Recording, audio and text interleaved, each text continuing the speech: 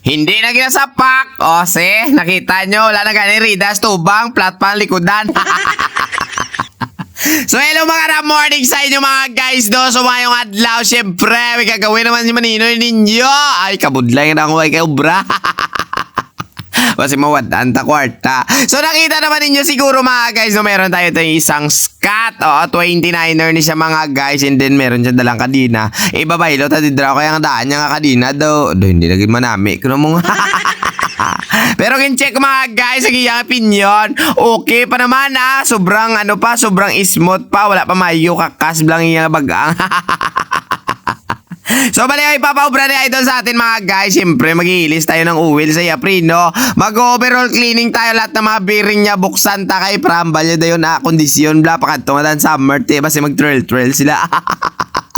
So ito na nga ni mga guys. Tapos tayo nuka sa head parts bearing no. Dito naman tayo sa bottom bracket. O ganyan tayo pagbukas mga guys. Wala duwa-duwa. Tukalon tayo. At syempre, hindi na pabayaan mga guys. Kaya pangiyang flat interior ay islan na hindi naman siya tubeless. Kaya minsan mo na naguro ginagamit ni. Tapos nakita niya mga kagina mga guys. Syempre, ginugasan ta kaya ang iyang frame set. Before nato ibalik mamaya ang iyang mga gulong-gulong. Syempre, dapat namala na to sa. Kaya ang ginawa namin, una kami nagugas frame set. Tapos baklas muna tayo ng mga kasudlan. O diba la, nakita ninyo kung paano maghukas. Ala, grabe kadamo maniman. Hulugasan naman Hayaraga! Yun repota.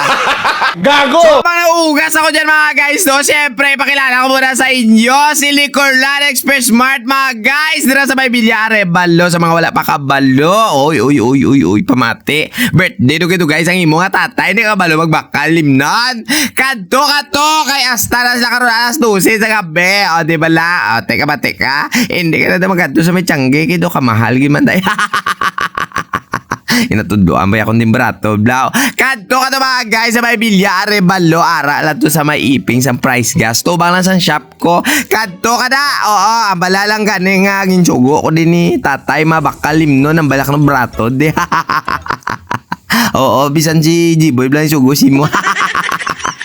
So balik na mga guys sa aton obra no. Siyempre, ari na matapos talimpiyuhan ng yakaragalan, ipamalikta na. Oo, ganyan tayo mga guys mag-obra. Ganyan talaga, hindi idya mahiwasan. Diyan tawag ba lang paglimpyo gani, ngayon tsaktuhan na asyos basta may kwarta. Aragay, tama, ginakahamis ang agi. Ay bugal lun. Wow! Matapos ko mga guys, itakot ang iyang bottom bracket no? So kailangan natin igulo ang iyang crankset. And then maglalagay na lang tayo papadadlog sa iya kadina para maglibot-libot siya smooth. Tapos ito na, syempre mga guys, ang request ni Idol. Dahil nga hindi na maganda kapit ng Yaprino kano nagugot-ugot na. O tiyari gidrain ko ang iyang uwil. Abaw, damo ginmangalihangin-hangin niya mga gaunod-unod sa sulod. So ayan na nga ni mga guys no, finally natapos sa gitma ng aton scat nga 29er sa paglimpyo baute kaluyan sang Ginoo. At tagiyari naman bangirit Abi mo hindi si mangirit Madamo nga salamat mga guys. Hasta na si Maninoy ninyo didre kay mapuli na si Idol. Idol, thank you so much. Halo nga mo ni daddy mo sa pagpuli. God bless. Kagamaambal ko sa akong followers. Yari pata.